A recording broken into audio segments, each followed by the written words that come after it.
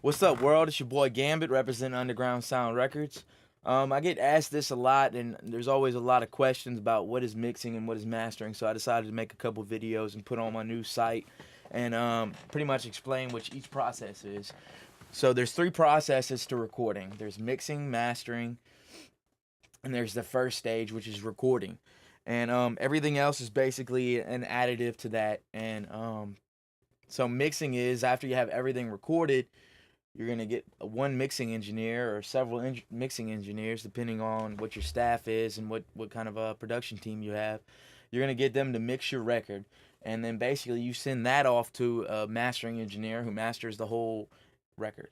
So mixing is the process of taking each individual element in the song.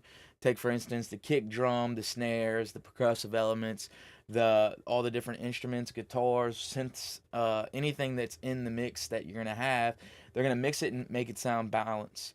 Now, they do this by a number of ways. They do this with EQs, compression, dynamics processings, adding delays, adding reverb, and all kinds of different things.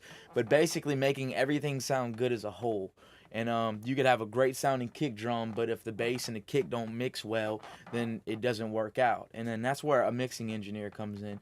So basically, the downfalls of you doing everything by yourself is that you don't have somebody that's going to have a fresh set of ears to be able to hear what you're doing that wasn't there for the recording process, and maybe they were, but they're not necessarily the same person who tracked the record, and usually everything's pretty separate. Nowadays there's also people who do everything like I do. So basically mixing is that whole process, and you're going to take each individual element and make everything sound balanced, sound full, sound crisp, sound clear. Make sure you hear the vocal, make sure that the vocal's not too loud and that it sits well in the mix. Make sure it's also genre specific, that if you're in a hip hop record, you might want the kick drums to be louder. You might want to put less effects on the vocal to where you can hear it and hear it above everything, because it's all about the lyrics with hip hop and rap.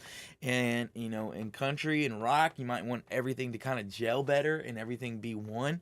And in hip hop, hip hop and rap, you want things separated. So it just depends. But it's all basically the same principles that you're gonna be applying to each genre. So that's basically what mixing is.